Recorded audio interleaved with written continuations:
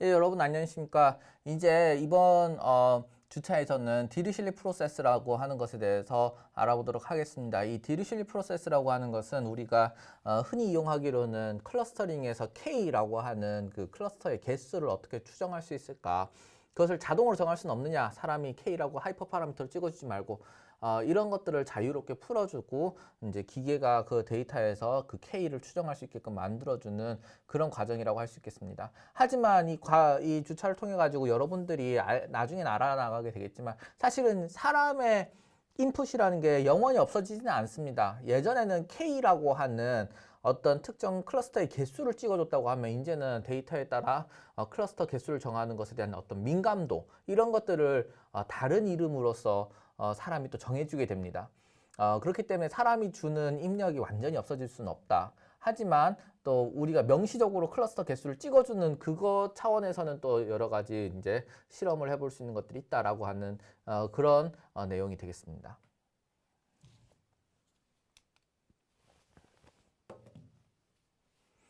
예, 먼저 디리실리 프로세스라고 하는 것에 대해서 정의를 하고 넘어가 보도록 하겠습니다. 이 디리실리 프로세스라고 하는 게 디리실리 디스트리뷰션이랑도 연관이 있고 앞에서 말했듯이 이제 클러스터링 방법론에 대해서도 연관이 있고 뭐 다양한 부분들이 연관이 있기 때문에 이 디리실리 프로세스라는 것을 이제 정의를 하고 또 이해를 하고 넘어가도록 하겠습니다. 예. 처음 우리가 한번 짚고 넘어갈 거는 뭐냐면 이 가우시안 믹스처 모델입니다. 여러분 이 시점에서 웬 또 가우시안 믹스처 모델이냐라고 하실지 모르겠지만 뭐 우리가 가장 처음에 배웠던 K-민스 클러스터링을 제외하고 K-민스 클러스터링도 가우시안 믹스처 모델의 어떤 특정한 스페셜 케이스라고 생각했을 경우에 첫 번째로 배우는 클러스터링 방법이기 때문에 우리가 이 클러스터링 개수를 조정한다 혹은 뭐 이런 디리실리 프로세스라는 디스크리트한 프로세스에 대해서 이해를 할 때 우리가 이 가우시안 믹스처 모델을 하나 이해하고 넘어가면 좋을 것 같습니다. 여기서 클러스터의 개수를 결정한다는 메커니즘은 여기서 어떻게 작용을 하고 있습니까? 먼저 복습을 해보자면 이 X라고 하는 것이 데이터가 되지 않습니까? 이 X라고 하는 것이 사실은 데이터가 되겠다. 데이터가 되겠고 그 다음에 뮤와 시그마라고 하는 것이 어떻게 되겠습니까? 예, 맞습니다. 이게 센트로이드의 어떤 위치, 센트로이드의 클러스터의 중심을 의미하는 것이죠. 예를 들면 요거 같은 경우에 센트로이드는 뭐 센터 포인트는 한 이쯤에 돼 있을 것이고 이거 센트로이드는 예를 들면 요런 쉐입이 있다는 거 아닙니까? 그렇죠?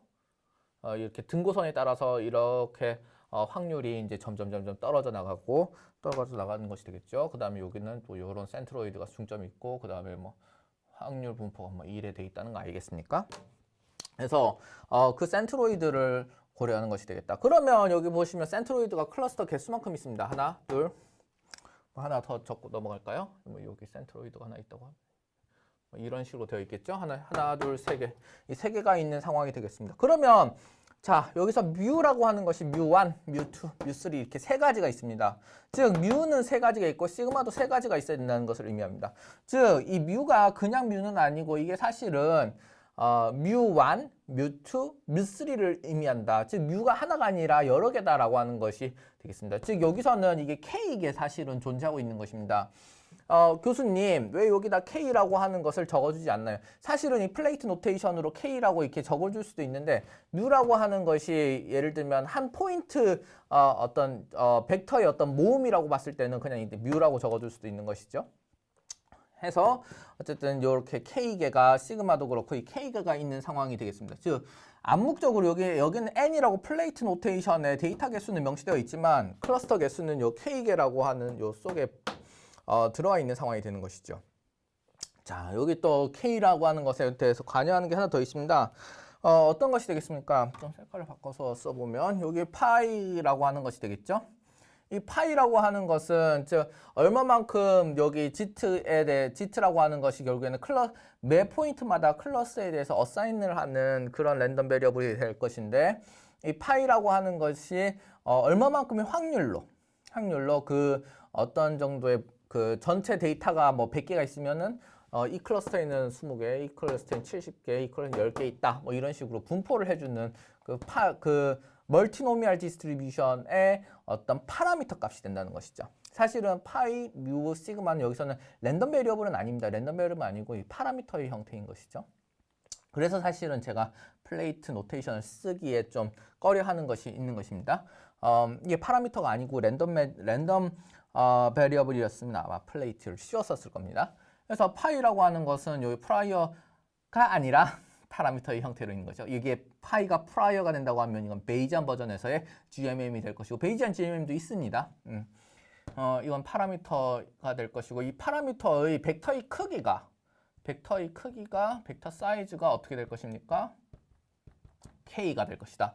왜냐하면 파이라고 하는 것이 현재 뭐 예를 들면 0.1, 0.7, 0.2 이런 식으로 우리가 이제 이 크기가 나와져 있어요. 잘 안 보이는군요. 파이가 예를 들면 어떻게 해야 되나? 0.1, 0.7, 0.2 이런 확률 분포로 이게 파라미터가 돼서 이 G라고 하는 것을 결정하는데 우리가 좌우하겠다라고 하는 것이 되겠죠. 그래서 파이에서 G로 가고 이 G라고 하는 것의 디스트리뷰션이 어떻게 되겠습니까? 멀티노미얼이 되겠죠.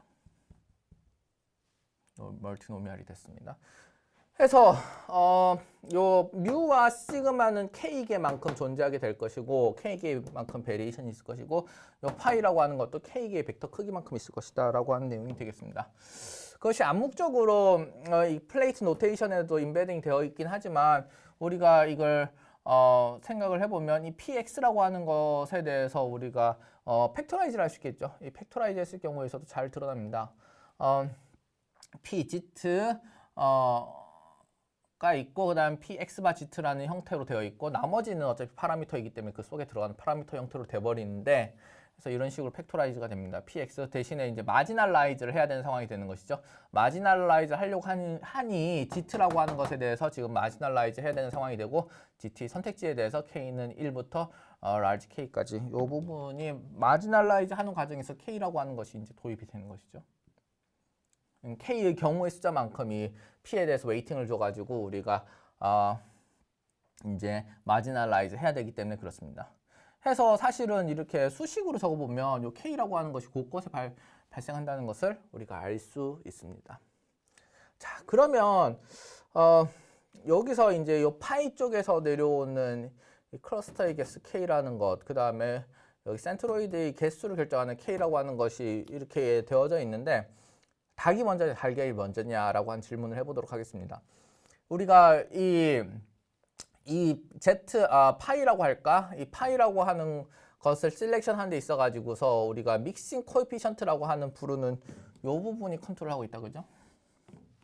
즉 요 PZK라고 하는 것이 이제 믹싱 코에피션트와 같은 형태로 되어 있고 그다음 PX바지라고 하는 것이 이제 믹스처 컴포넌트에 대한 이제 probable likelihood가 이렇게 다 내려주는 상황이 되겠습니다. 양쪽 다 K라고 하는 것이 연관이 되어져 있습니다. 이거는 K의 클러스터 개수만큼 선택지에 대한 파라미터가 정해져 있어야 된다는 뜻이 되겠고 PX바 Z라고 하는 것은 어떻게 되겠습니까? 뮤 시그마에 대한 어떤 클러스터 컴포넌트마다의 어떤 파라미터 값이 나와야 된다라고 하는 그런 내용이 되겠습니다.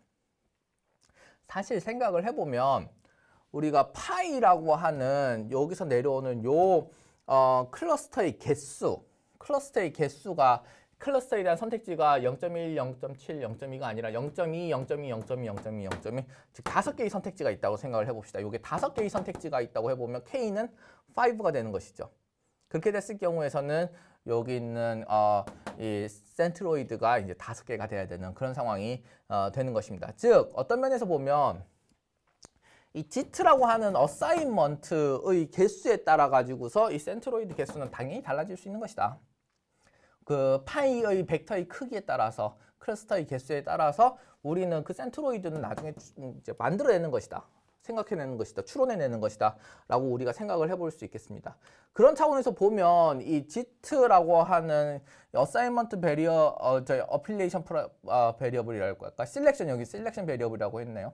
셀렉션 베리어블의 분포라고 하는 이 멀티노미얼의 크기, 멀티노미얼 초이스 개수를 어떻게 하면 프리하게 만들 수 있을 것인지가 아마 클러스터 개수를 프리하게 만들어내는 것의 핵심이 될 것이라고 볼 수 있겠습니다. 자, 우리 앞에서 가우시안 믹스처 모델을 이용해 가지고서 우리가 이제 어사이먼트 베리어블이랄까 셀렉션 베리어블의 어떤 사이즈가 중요하다는 것을 이제 알아보았습니다. 즉 이런 형태로 되어 있다, 그죠? 이게 파이라고 하는 것이 있었고 파이라고 하는 파라미터가 즉 세타라고 할까요? 아니면 혹은 그때는 z였죠. z라고 하는 랜덤 베리어블에 영향을 미치게 되는 상황이 되었고 그다음에 이 z라고 하는 이 디스트리뷰션, 요 디스트리뷰션 어떤 형태를 띄었습니까? 요 z라고 하는 디스트리뷰션 멀티노미얼 디스트리뷰션이었다, 그죠? 이 멀티노미얼 디스트리뷰션의 초이스 크기를 우리가 베링 할 수 있어야 된다. 프리로 만들 수 있어야 된다라고 하는 상황이 되었습니다. 멀티노미얼 디스트리뷰션이라고 했을 경우에 여기에 들어가는 파라미터가 되는 것이죠. 요것은 이게 파라미터가 되는 것인데 그러면 이 멀티노미얼 디스트리뷰션의 형태를 우리가 여러 가지로 다양하게 변화시킬 수 있어야 된다는 내용이 되겠습니다. 즉, 이 멀티노미얼 디스트리뷰션 어떻게 컨트롤할 수 있을 것인가? 그게 이제 요구 사항이 됩니다. 이 멀티노미얼 디스트리뷰션의 어떤 초이스의 사이즈를 베링 해야 되는 상황이 되겠는데 그러면 이 멀티노미얼 디스트리뷰션 어떻게 생성을 해볼 수 있을까? 생성 방법 필요하겠습니다. 그때마다 이 파라미터의 크기를 우리가 변화시키면서 만들어줄 수는 없는 겁니다. 그러면은 자동으로 생성할 수 있는 메커니즘을 만들어 줘야 되는데 그러면 이 멀티노미얼 디스트리뷰션을 뭔가 컨트롤할 수 있는 그런 메커니즘이 필요로 하게 되는 것입니다. 즉 뭔가 파라미터를 생성하고 이 생성된 파라미터의 사이즈를 그때 바꿔가면서 이제 베링하는 사이즈가 돼서 이 디스트리뷰션을 만들어 줘야 되겠다. 그러면 이 멀티노미얼 디스트리뷰션의 파라미터를 생성할 수 있는 방법이 어떤 것이 있을까라고 하였을 때 우리는 바로 디리실리 디스트리뷰션을 활용할 수 있다는 겁니다. 디리실리 디스트리뷰션을 활용할 수 있게 되겠습니다. 그래서 디리실리 디스트리뷰션에 대해서 한 번 더 알아보도록 하겠습니다. 이 상황은 사실은 처음 나오는 상황은 아닙니다. 이것의 플레인 노테이션은 바로 LDA가 되겠다. 그죠? 이 LDA라고 하는 것은 알파라고 하는 어떤 프라이어 정보를 이용해서 세타를 생성을 하고 이 세타 생성이 된 것을 이용해서 Z에 대한 어사이먼트를 하는 그런 형태가 되겠습니다. 즉 여기서 보시면은 이 파이라고 하는 파라미터가 Z로 가는 것은 좋은데 이건 맞는데 이 파이라고 하는 것을 문서마다 만들어주는 형태가 되겠습니다. 파이라고 하는 것을 문서마다 샘플링하는 형태가 되겠다. 제너레이트하는 형태가 되겠다. 그러면은 사이즈를 베링하는 것에 대해서는 아직은 아니지만 이 파일을 그때마다 다르게 생성할 수 있어요 라고 하는 그 메커니즘을 만들어낼 수 있겠다라는 겁니다. 즉 그래서 보시면은 알파라고 하는 프라이어 정보를 이용해서 세타를 제너레이트하는 그 제너러티브 프로세스가 이렇게 존재하게 됩니다. 이 제너러티브 프로세스에 알파라고 하는 요 값을 디리실리 디스트리뷰션으로 넣어주면 뭔가 디리실리 디스트리뷰션도 확률 분포고 뭔가 샘플링이 가능한 형태가 되겠다. 그죠? 이 샘플을 하나 하면은 세타라고 하는 것이 나오는 것인데 이 세타라고 하는 것은 우리가 목적으로 하는 이 멀티노미얼 디스트리뷰션의 파라미터로 들어가기에 아주 적절한 모양이 되더라 라고 하는 그런 내용이 되겠습니다. 즉 여기는 세타, 여기 샘플링된 세타가 그다음 G 레벨에서의 멀티노미얼 파라미터로 들어갈 수 있는 형태가 되겠다라고 하는 것이 되겠습니다. 보시면은 그게 어떻게 이게 가능해지냐면은 디리실리 디스트리뷰션의 정의를 보면 이게 디리실리 디스트리뷰션이 사실은 멀티노미얼 디스트리뷰션의 파라미터를 생성하는데 가장 최적화된 형태라는 것을 알 수가 있게 되겠습니다. 왜 그런 것이냐? x1에서부터 xk-1이 0보다 큰 상황이 되고 그 다음 이걸 전부 다 합쳐도 1보다 작은 상황이 되고 마지막 xk는 그것에 1을 뺀 상황이 된다고 하면 요 세 가지를 합쳐서 어떤 형태가 된다는 것입니다. probability axiom을 만족시켜주는 상황이 된다는 것입니다. 액시엄을 만족시켜주는 상황이 될 것이고 이 probability axiom을 만족시켜주는 상황이 되고 이것이 바로 멀티노미얼 디스트리뷰션의 선택지의 웨이트가 될 수 있다는 것을 의미하게 되겠습니다. 이 알파라고 하는 것은 그럼 무엇이냐? 예, 맞습니다. 알파라고 하는 것은 이 probability axiom을 만족시켜주는 x라고 하는 샘플이 어떤 스페이스에서 뽑혀질 것인지 그것이 다 그때 예를 들면 파이라고 하는 것이 3개의 선택지가 있다 보면 0.33, 0.33, 0.33 이렇게 나와질 수도 있겠죠. 5개가 있다면 0.2, 0.2, 0.2, 0.2, 0.2가 될 수도 있겠죠. 혹은 0.5, 0.1, 0.1, 0.1, 0.1, 0.2 뭐 이런 식으로 될 수도 있겠다. 그죠? 그래서 그때마다 쉐입이 좀 다를 것입니다. x1에서 xk까지 가는 이 쉐입이 달라질 것인데 이 쉐입을 컨트롤하는 것이 바로 이 알파라고 하는 것이 이 메커니즘이 되겠습니다. 여기에 대해서는 예전에 우리가 LDA 하면서 알아보았습니다. 그래서 이것이 이제 그 쉐입이 바뀌어진다는 그런 형태가 된다는 것이죠. 알파가 111 뭐 다 동일하면은 동일한 웨이트를 가진 형태로 샘플링이 항상 되더라. 하지만 이게 만약 2 되면 이게 볼록 튀어나온 것이 좀 더 세지고 뭐 10 되면 볼록 튀어나온 더 세지는 형태가 된다는 것이죠. 그 다음에 이게 시메트릭하지 않다고 보면은 어느 한쪽으로 치우친 형태로서의 샘플링이 가능할 것이다 라고 하는 것이 되겠습니다. 이렇게 우리는 디리실리 디스트리뷰션을 이용해서 무엇이 가능해야 되겠습니까? 디리실리 디스트리뷰션을 이용해서 이 멀티노미얼 디스트리뷰션으로 가는 이 파라미터를 컨트롤하는 형태가 된다는 것이 되겠습니다. 다만 여기서 안 되는 것이 무엇이냐 하면 이 디리실리 디스트리뷰션이라고 하는 이것이 정의된 픽스된 사이즈 알파가 K라고 하는 픽스된 사이즈에서 우리가 파이라고 하는 것을 샘플링하기 때문에 클러스터의 개수가 변하지는 않습니다. 클러스터의 개수가 변하지는 않으나 그러나 또 멀티노미얼 디스트리뷰션에 들어가는 파라미터를 만들어낼 수 있겠다.